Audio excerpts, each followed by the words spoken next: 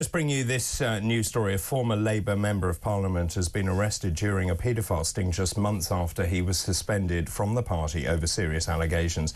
A video shared on social media shows a man who identifies himself as the former Labour MP Ivor Kaplan before being handcuffed by police officers. Now, Sussex police have confirmed they've arrested a 66-year-old man on suspicion of engaging in sexual communication with a child. Ivor Kaplan, the former Hove Member of Parliament who represented the constituency between 1997 and 2005, was suspended from the Labour Party over serious allegations. The police have said this morning, a police spokesman said, "We are aware of footage circulating, a video circulating on social media, showing a man in Brighton being detained on suspicion of engaging in sexual communication with a child.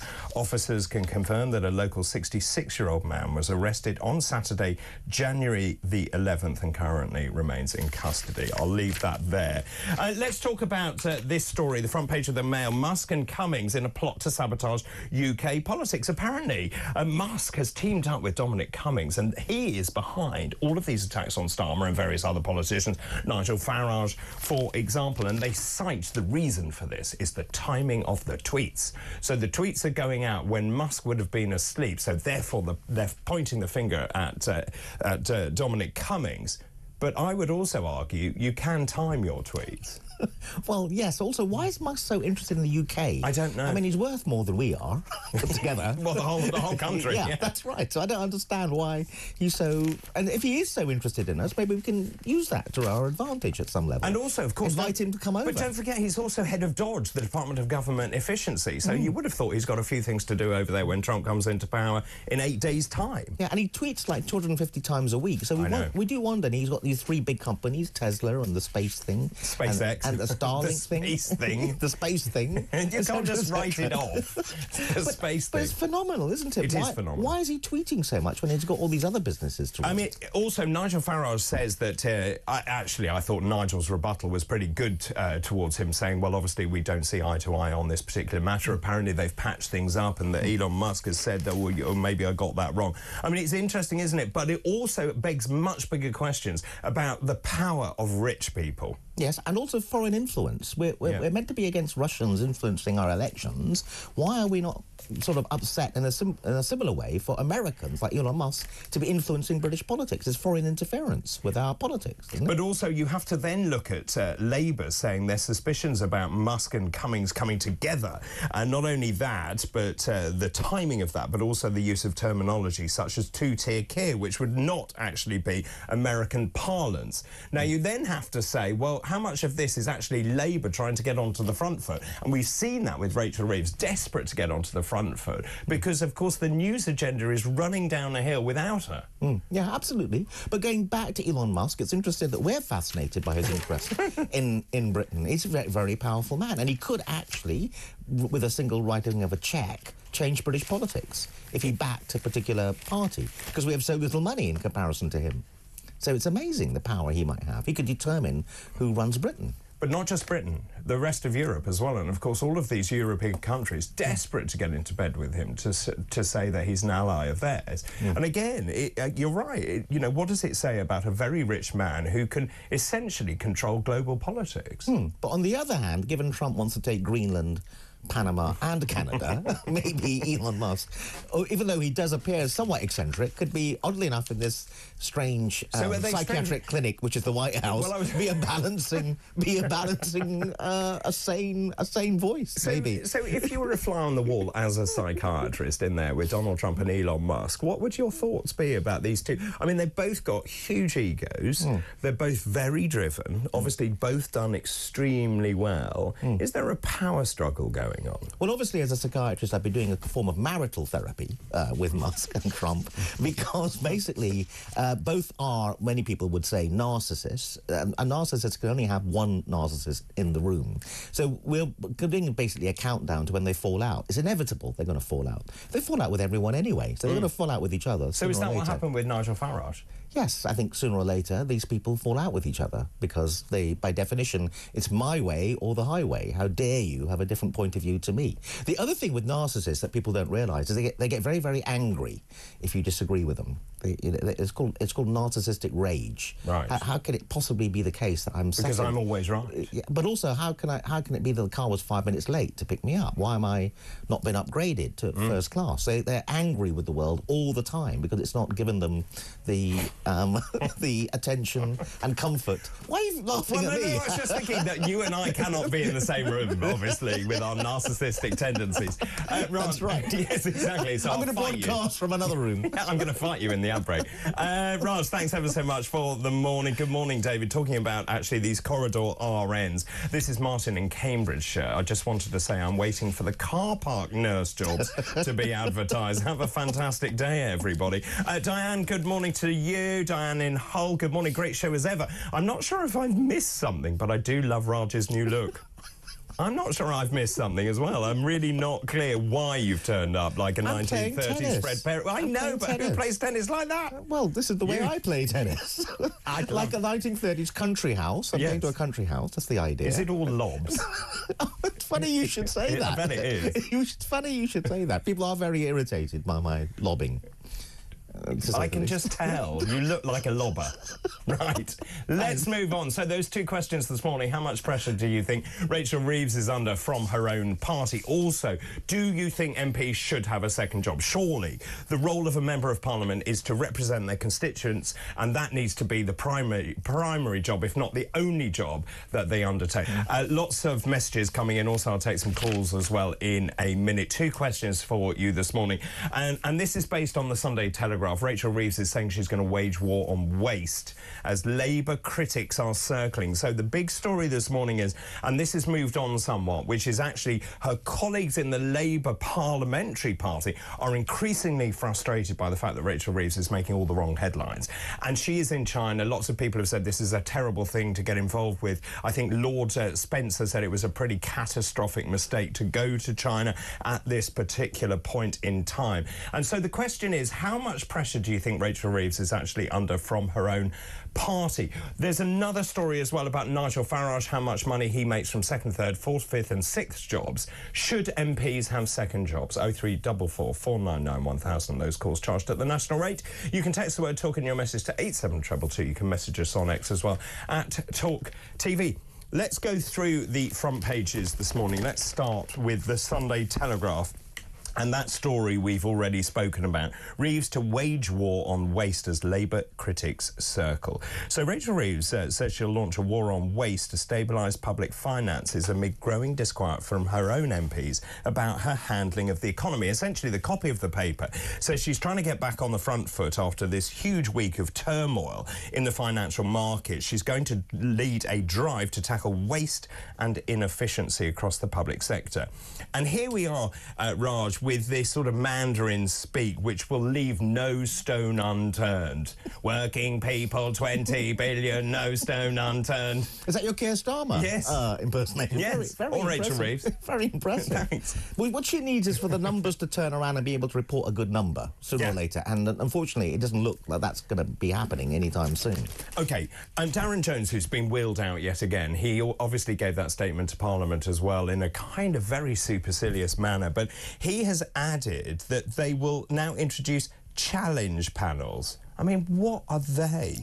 They're made up of external experts. They're being set up across every department to bring a fresh perspective on whether every penny spent is necessary or not. So essentially, they're going to harness the power of the private sector. You would have thought that after all these years in opposition, you would actually have a plan. I agree. But the challenge panels sound remarkably similar to the whole Elon Musk thing, right? Don't they just? So it sounds like they're just copying other people's homework. Well, they are. But they've written, she wrote, didn't she, to all the private companies saying, have you got any good ideas? Yeah, please.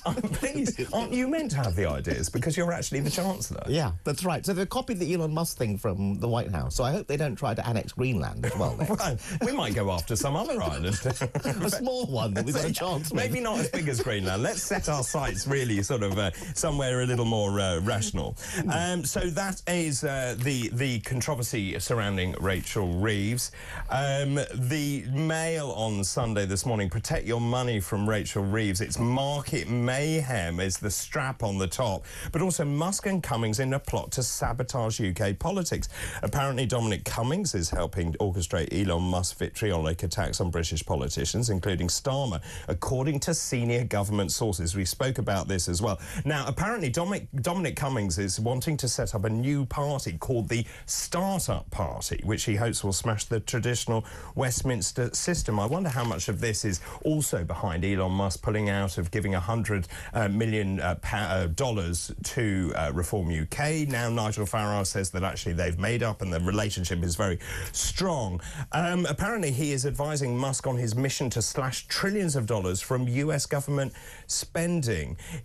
Just an extraordinary relationship. I would never have put Dominic Cummings and Elon Musk together in the same room. Yeah, but the other thing, that the subtext behind the Mail on Sunday's headline is the idea that the original pledge not to raise income tax is probably going to disappear, and she's going to have to raise it if things keep going south. But also with the economy. In many ways, it would have been much more sensible to do that instead of actually sort of pretending you weren't going to touch VAT, national insurance or income tax, and then, of course, levying employers' national insurance. And the chickens are coming home to roost when you're seeing big companies laying off staff because they can't afford the employers' national insurance. Yeah, so the problem is that if eventually she has to break that pledge, will that be the tipping point, going back to your question? When that happens, when she has to actually raise income tax. But they've already gone against what they promised in their manifesto in the pre-election. Yes, I know, but the point... Well, I know they have. Yes, OK, but when she actually has to raise income tax formally... Yes. Then maybe... And do you think that is the tipping point? Well, if the economy keeps tanking, she may be left with that option. We now have nurses in corridors, so, you know, things are not looking good for them in terms of just a general picture of how things look. Front page of the Mirror, Sunday Mirror, this morning, 9 jobs. Nigel Farage juggles 8 part-time jobs on top of being a Member of Parliament. He's earned £571,585 in less than 6 months. Nice work if you can get it. The story that we were talking about as well, corridor care nurses to ease NHS bed crisis. This is the Whittington Hospital in Archway, is recruiting nurses to work 12-hour shifts in corridors, caring for sick patients who are waiting for a bed. Lots of people very unhappy about this. Professor Nicola Ranger, head of the Royal College of Nursing, said recruiting tired nurses to do extra shifts solely in corridors is desperate. It shows how normalised the practice has become. What was once an extraordinary escalation measure is now commonplace across our NHS. There is no scenario in which it constitutes good or safe care. It's an affront to patient safety and dignity. Adrian Boyle, President of the Royal College of Emergency Medicine, said corridor care is a sign of the total acceptance of failure. You and I have both treated people in corridors. It is impossible to do so. Not just that, but also people left on trolleys. They're really uncomfortable for many hours. Older people in corridors, lack of privacy, people walking past. It's just totally unacceptable. But what happens is you've been left in a corridor for many, many hours. You're grateful for any kind of medical attention. So, you know, that's the psychology of that situation. Or being treated in a chair. Yeah, I agree. But the other thing about the headline that's interesting is about the fact they're recruiting nurses, but they don't seem to be recruiting doctors. So how come it's okay to recruit nurses to look after patients in the corridors? Who is the doctor that's going to be providing the medical care? Or are they saying, actually, we're moving towards a health service? Because you know that one of the things I think the health service is about is preventing people accessing good medical care. They throw a lot of staff between the patient and the doctor because doctors are expensive. So they're trying to give you a cheap alternative all the time to actually seeing a doctor, basically. And of course, they then have introduced these sort of legions of other people, so healthcare assistants, I'm just thinking about. Physician associates. Physician associates. The BMA have got a problem with that. So it's about care on the cheap. Yes, absolutely, because doctors are expensive. Doctors are expensive. So they take a long time to train. But they disguise the fact the health service has become a way to try and prevent you actually seeing a doctor, basically. So that's corridor care nurses to ease the NHS bed crisis. Right, back to matters which are far more important than your tennis. Colin Doughty, good morning to you. Good morning. David MP should not have a second job or get winter fuel allowance and claim it on 2 houses. They should totally concentrate on their parliamentary works. Rachel Reeves will be gone by the end of January. But if you only allow them to have one job, what kind of person are you going to attract into Parliament? Well, that is a very good point. I mean, people can't get another job. Well, may not be talented as do we have to then pay members of Parliament far more? Well, how much do they get paid? Is it about 90, don't they? 70-something, and then you get different amounts added onto that if you become a minister. But you shouldn't be doing it for the money. You should be doing it for more noble reasons. To serve the country. And leave the world a better place. By the way, he goes further to say, your guest is brilliant. Where's it gone? Your guest is brilliant. What a pleasant gentleman. You haven't met him. Let's go back to the front... play tennis against him. Tennis with him. Let's go back to the front pages this morning. The Observer, no negotiation on children's safety. Labour warns big tech. Britain's new laws to boost safety and tackle hate speech online are not up for negotiation, according to a senior government minister. This is after Meta founder Mark Zuckerberg vowed to join Donald Trump to pressure countries they regard as censoring content. It's quite interesting, the way that Zuckerberg is actually changing his stance. He says he's ditching politically biased fact-checkers, reducing restrictions on topics such as immigration, gender on Meta's platforms, including Facebook, Instagram and Threads, and obviously cozying up to the new president who takes office in just 8 days' time. This is a fascinating medical story. Front page of the Sunday Express. Game-changing new treatment to spare women years of heartache. IVF miracle powered by AI tech. So artificial intelligence being used to help women get pregnant through IVF, essentially matching the strongest sperm with the best eggs, because at the moment human error is involved. Of course, you then look at it and then scientists decide, well, we're going to match this sperm with this egg, and essentially what they're doing is harnessing the power of AI to try and increase your chances. It's a remarkable story. But it's interesting that IVF and the idea that fertility was something that needed treating and it was an important thing. We've come on a journey there. We have. 3 decades ago, people were asking questions about why would you fund this research? They didn't think of it as an important thing, actually. No. So it's amazing. The first IVF baby was 47 years ago. Yeah, but back then, those people who were pioneering the technology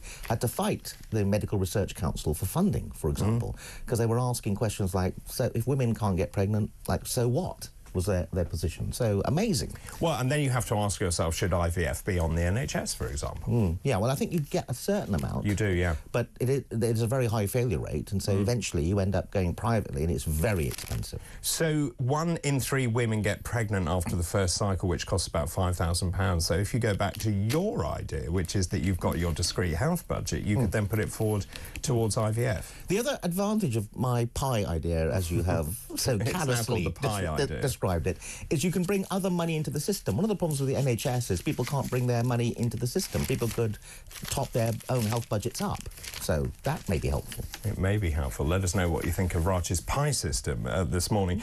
This is quite interesting. Max George exclusive, front page of The Sun on Sunday. I made my will on a phone before my heart op. Stricken pop star Max George has told how he typed out his will on his phone in hospital because he feared he would die. The wanted singer, 36, was rushed into A&E last month, underwent life-saving pacemaker surgery in Manchester. I felt like I was dying. That night, I wrote a will. And the Daily Star, you'll like this. I'd love to get some psychological insight into this. Multitasking turns you into a half-wit. Doing too many things well, at once... that explains a lot, David. I'm doing too much, way too much. Doing too many things at once is making us more stupid because your brain cannot cope with juggling lots of different activities at once. This is according to boffins, Raj. Yes, they say multitasking is making us thick because your brain cannot cope with doing lots of jobs at once. Boffins found it causes reduced memory, poorer decision-making, long-term brain decline. This is a neuroscientist, Dr. James Turner, saying that multitasking is a myth. Well, this is excellent, because I'm not saying we're a nation of people looking for excuses not to work, but at work, when your boss says, can you do this, you can go, I'm sorry, I can't multitask. Yeah, because it makes my me brain stupid. doesn't do it. Yes. Yes, you don't want me to be stupid, do you? No. So, but I wonder how much of this is true, because if you are trying to multitask, then surely you're not giving 100% attention to any one particular task, and therefore you're spreading yourself too thinly. I know I've done that. Yeah, but is it a focus thing, because your attention is elsewhere? Is that why it appears that you're more stupid, or are you actually more stupid? I don't know the answer to that from the boffins. But I do think that multitasking is not a bad idea if you're trying to do a lot of things. I also think your brain, well, you know more than me, that if you are multitasking, your brain actually works subconsciously and sorts out other problems whilst you're focusing on something else. Well, you remember, your body is multitasking. You're not aware of what your kidneys are up to, your heart. Well, I am, actually. And my lungs. Sorry to hear that. Well, I'm just sitting there thinking about my renal rate and my clearance. Oh, okay. But generally speaking, our bodies are amazing things that multitask below conscious awareness, normally. Right, sorry. I was just thinking about my kidneys again. Okay, right. Yeah. Oh, my God, now we've lost you completely. No, you haven't. You've completely lost me. But you're right. So you're right. But actually, aren't we designed to multitask? Well, we're designed actually to go out and throw spears at predators and stuff, right? So our brains actually evolved to live in an environment 100,000 years ago. This is an ancient idea in psychology that one of the reasons we find the modern world so stressful, we didn't evolve to live in it. We evolved to live in a different world altogether.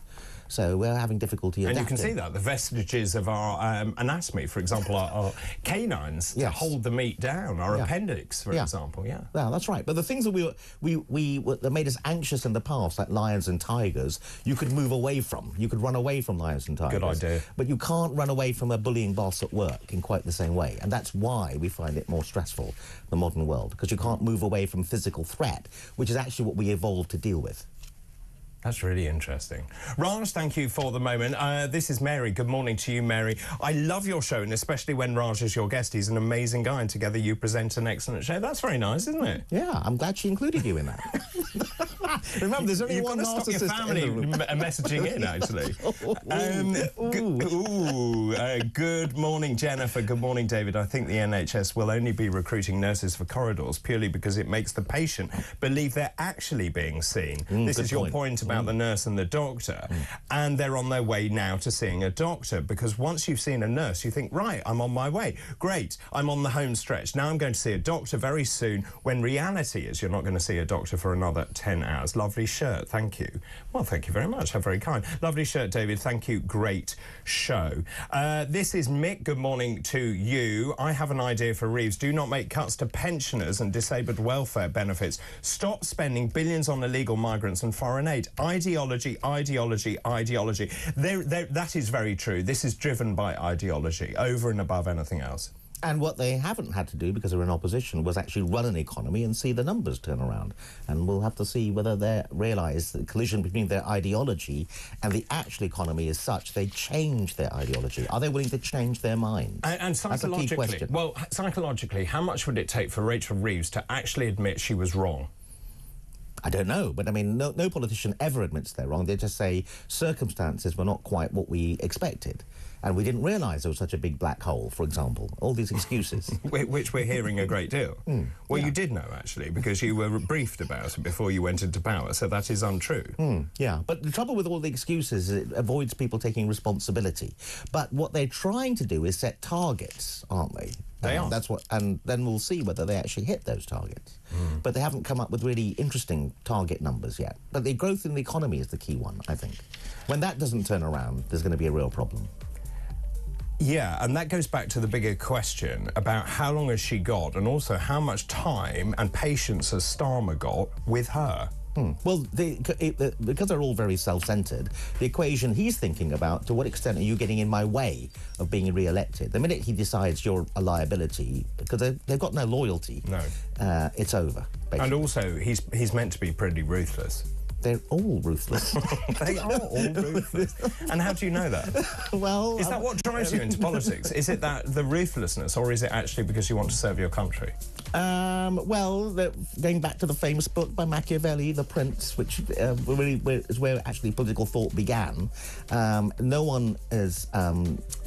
Everyone's replaceable, basically. Everyone is replaceable, including you, Dr. Raj. Thank you very much. After the break, we'll take you through more of this morning's papers. Don't go anywhere. This is Weekend Breakfast.